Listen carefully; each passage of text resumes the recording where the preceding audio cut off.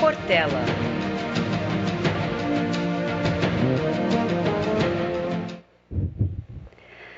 Nos anos 70, um jornal francês trazia escrito em sua capa: quando uma mulher caminha pela rua, se diz, lá vai uma mulher sozinha. Quando duas mulheres caminham juntas pela rua, se diz, lá vão duas mulheres sozinhas. E quando três mulheres caminham juntas pela rua, se diz, lá vão três mulheres sozinhas. Quantas mulheres juntas serão necessárias para que não mais se digam que elas caminham sozinhas? Nós nunca caminhamos sozinhas. Caminhamos, pelo menos, acompanhadas dos nossos próprios sonhos e do desejo de alcançá-los. Eu, desde muito jovem, já iniciei minha caminhada em busca dos meus. Quem é educado na escassez, assim como eu fui, aprende logo cedo o valor do trabalho. Não a escassez da fome ou da miséria, mas a escassez quando se tem o mínimo para uma vida digna, mas ainda muita coisa falta. Os meus pais foram trabalhadores rurais e tiveram pouco acesso à educação, mas com imensa sabedoria sempre me ensinaram que só o trabalho me daria tudo aquilo que eu desejasse conquistar em minha vida. Eu, então, já adolescente, iniciei a minha caminhada. Queria estudar inglês. Para isso, iniciei a minha carreira profissional. Comecei a trabalhar aos 13 anos como babá de trigêmeos. Trabalhava aos sábados, domingos e feriados e ganhava R$ 70 por mês. Mas calma, não era tão pouco assim. Na época, esses R$ 70 eram suficientes para pagar o meu curso de inglês e ainda sobrava um pouquinho de dinheiro. Anos depois, já aos 17, eu comecei a dar aulas e me tornei professora de inglês. Uma nova fase na minha vida começava. Era um momento muito importante, quando eu deveria, de fato, decidir o que eu faria pelo resto da minha vida. O que estudar, qual profissão. Eu, então, escolhi e decidi que queria ser bancária. Para isso, estudaria economia na universidade. Entrei numa universidade pública, assim como foi toda a minha vida escolar. No mesmo ano, prestei o concurso do banco. E em 2006, comecei a minha nova carreira trabalhando em uma agência. Eu não sabia que essa minha nova profissão me apresentaria a discussões que até então eu desconhecia.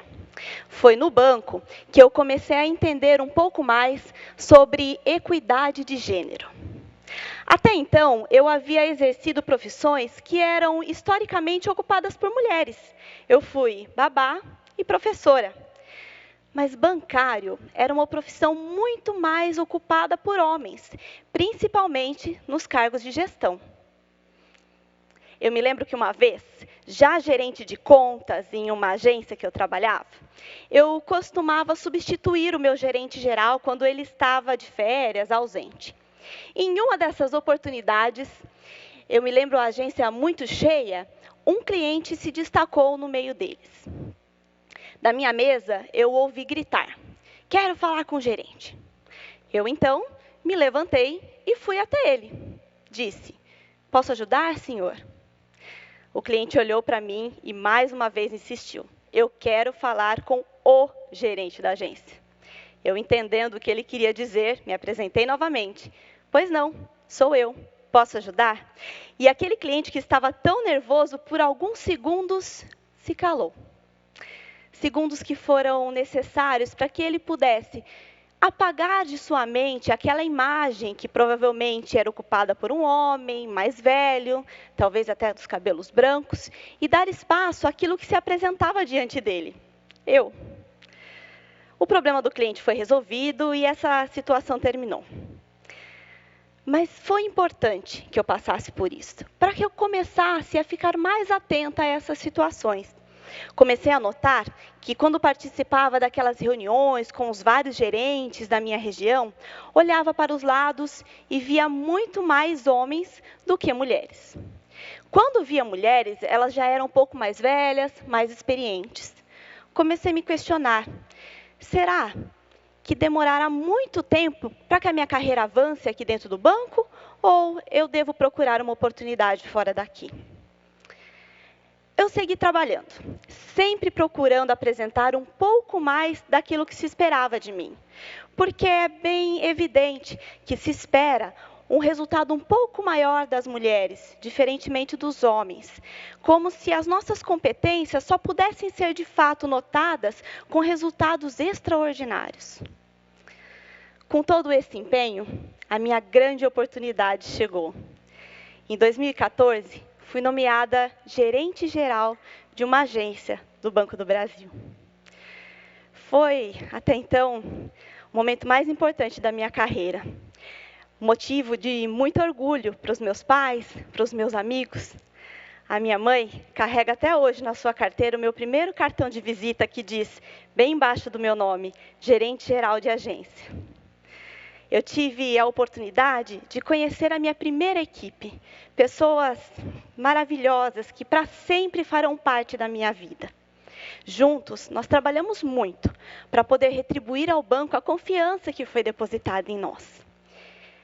Com isso, fui convidada para participar de um evento de premiação do Banco do Brasil.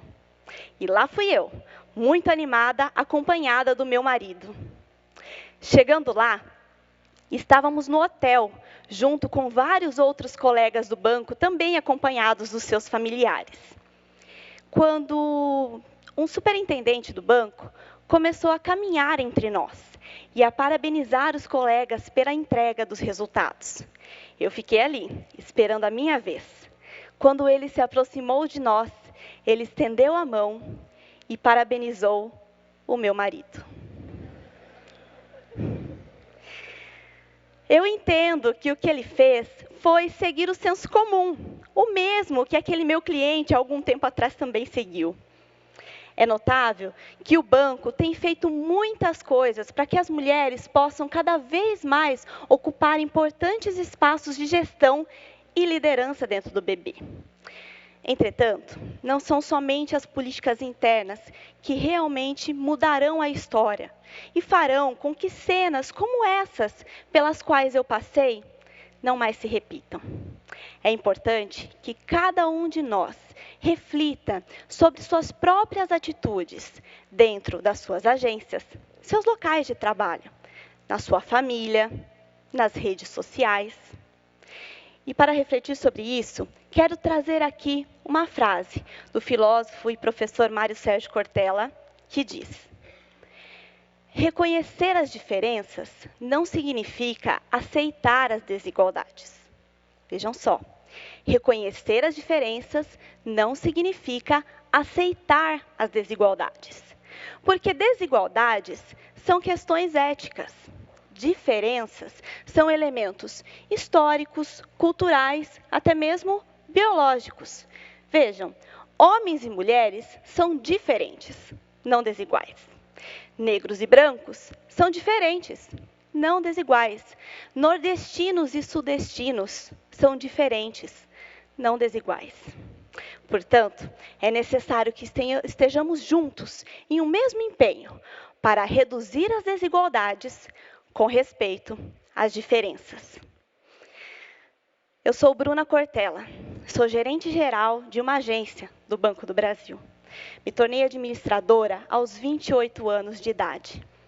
E eu vim aqui hoje dividir a minha história com vocês, porque eu sei que eu não caminho sozinha. Muitas mulheres caminham junto comigo em busca dos seus próprios sonhos de carreira, de ocupar importantes espaços de gestão em várias empresas. Mas, para que a nossa caminhada se torne um pouco mais leve, é necessário que todos nós saiamos daqui desse evento hoje um pouco melhores do que como entramos. E aí sim, nós mulheres poderemos cada vez mais nos tornar protagonistas de nossas próprias carreiras e do futuro de gestão de muitas empresas, inclusive do Banco do Brasil. Muito obrigada.